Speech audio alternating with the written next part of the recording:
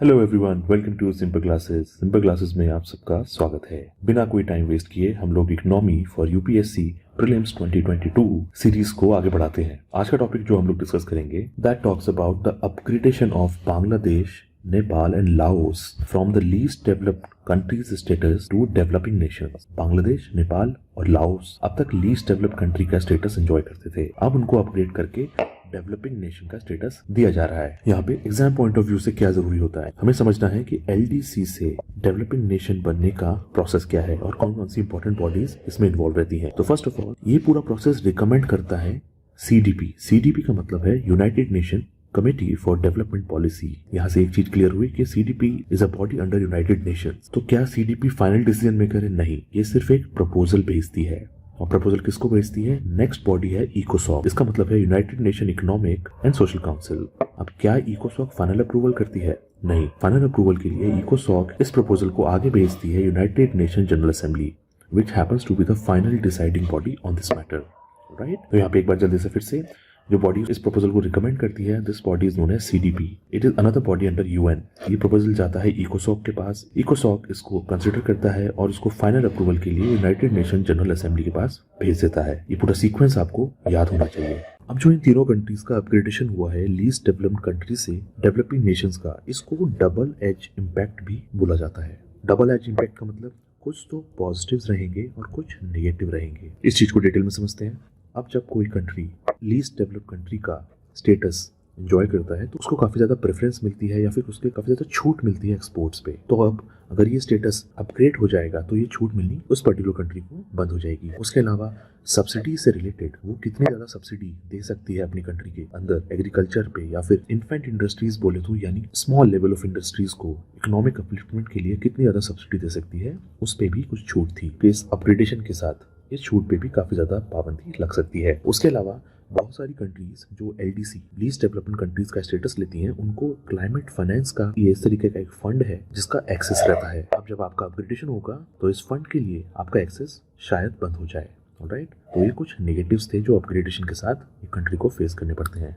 उसके अलावा पॉजिटिव्स देखें, अगर ओवरऑल आपकी क्रेडिट रेटिंग, आपकी रेपुटेशन बेटर होती है इंटरनेशनल मार्केट में। तो जो इंटरनेशनल फाइनेंशियल बॉडीज होती हैं जो छोटी कंट्रीज को किसी भी तरीके के लिए लोन प्रोवाइड करती है, उनका कॉन्फिडेंस आपकी कंट्री में इंप्रूव होता है। और जब इंटरनेशनल फाइनेंशियल बॉडीज का कॉन्फिडेंस आपकी इकोनॉमी में इंप्रूव होगा तो आपको लॉन्ग टर्म लोन्स, ज्यादा वैल्यू के लोन्स मिलना, जिससे आपकी कंट्री की इकोनॉमी बेटर हो सके, उस तरीके के लोन मिलने में काफी ज्यादा आसानी हो जाती है।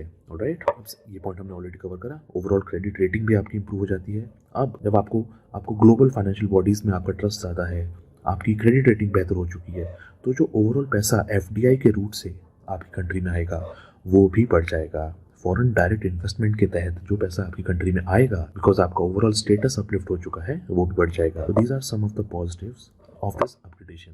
ऑलराइट, इसीलिए इस चीज को डबल एज इम्पैक्ट बोला जाता है। आइए अब एग्जाम पॉइंट ऑफ व्यू से कुछ क्राइटेरियाज पे नजर डालते हैं which are very important for UPSC prelims. Alright, जैसे कि हमने देखा था फाइनल डिसाइडिंग अथॉरिटी इस मैटर में होती है यूनाइटेड नेशन जनरल असेंबली। तो यूनाइटेड नेशन जनरल असेंबली किस पैरामीटर्स पे देखती है या बेस बनाती है इस तरीके के अपग्रेडेशन के लिए? तो पहला होता है पर कैपिटा जीएनआई। जीएनआई मतलब ग्रॉस नेशनल इनकम। तो यहाँ पे एक चीज ध्यान में देने वाली बात यह है कि जीडीपी नहीं है, यहाँ पे जो क्राइटेरिया है वो है पर कैपिटा जीएनआई। अगर उस कंट्री का पर कैपिटा जीएनआई $1,230 से कम है, उस कंट्री का एक क्राइटेरिया फुलफिल होगा जिसकी वजह से उसको लीस्ट डेवलपमेंट कंट्री बोला जाए। सेकंड क्राइटेरिया है ह्यूमन एसेट्स इंडेक्स, इसको शॉर्ट में HAI बोला जाता है। इसके अलावा ह्यूमन एसेट्स इंडेक्स के अंदर 6 यानी 6 सब पैरामीटर्स होते हैं। आगे हम स्लाइड में देखेंगे वो 6 इंडिकेटर्स कौन से हैं। तीसरा इंपॉर्टेंट पैरामीटर या फिर तीसरा इंपॉर्टेंट क्राइटेरिया जो डिफाइन करता है किसी कंट्री को वो एलटीसी है या नहीं, that is economic and environmental vulnerability index. In short it is known as EVI। इसके अंदर 8 डिफरेंट इंडिकेटर्स हैं। हम वापस जाएं, अगर ह्यूमन एसेट इंडेक्स के अंदर 6 इंडिकेटर्स थे और EVI यानी थर्ड क्राइटेरिया उसके अंदर 8 इंडिकेटर्स हैं। राइट, ये यूपीएससी प्रीलिम्स में पूछा जा सकता है, आपको जरूर पता होना चाहिए। अब जैसे कि हमने देखा था ह्यूमन एसेट्स इंडेक्स जिसके अंदर 6 डिफरेंट इंडिकेटर्स थे, वो 6 इंडिकेटर्स कौन से हैं ये भी आपको पता होना चाहिए। ओवरऑल ह्यूमन एसेट्स इंडेक्स को, इसका कलर चेंज कर लेते हैं, विजिबल नहीं होगा otherwise. Alright, human assets index overall 2 तरीके से ब्रेक किया गया है। पहला है हेल्थ इंडेक्स, दूसरा है एजुकेशन इंडेक्स। हेल्थ इंडेक्स के अंदर 3 पैरामीटर हैं और एजुकेशन इंडेक्स के अंदर 3 पैरामीटर हैं। Under 5 mortality rate, prevalence of stunting, maternity mortality ratio, ये 3 मिलकर बनाता है हेल्थ इंडेक्स। उसके अलावा एजुकेशन इंडेक्स के अंदर सब कंपोनेंट्स हैं gross secondary school enrolment ratio. यहाँ पे ध्यान देने वाली बात यह है, सेकेंडरी स्कूल है, प्राइमरी स्कूल नहीं है। यूपीएससी यहाँ पे ट्रिक क्रिएट कर सकता है। सेकंड पैरामीटर एजुकेशन इंडेक्स के अंदर adult literacy rate, and third and the last one is gender parity index for gross secondary school enrolment.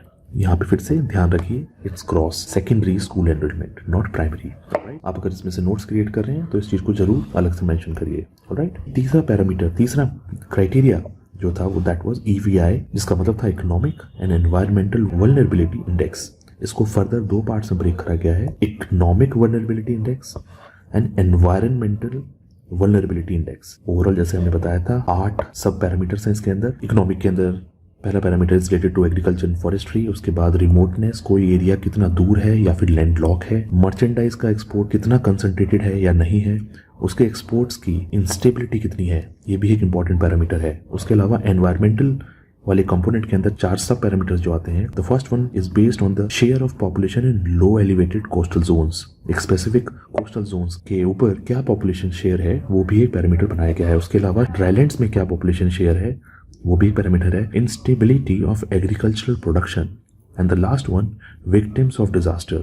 Right, these are basically सब पैरामीटर। जनरली ये शायद यूपीएससी ना पूछे, बट ओवरऑल क्राइटेरियाज आपको पता होने चाहिए। राइट, तो यहाँ पे बेस लेक्चर को कंक्लूड करते हैं। आपका फीडबैक हमारे कमेंट सेक्शन में जरूर दीजिए। Till then I wish you all the best. मिलते हैं नेक्स्ट वीडियो में।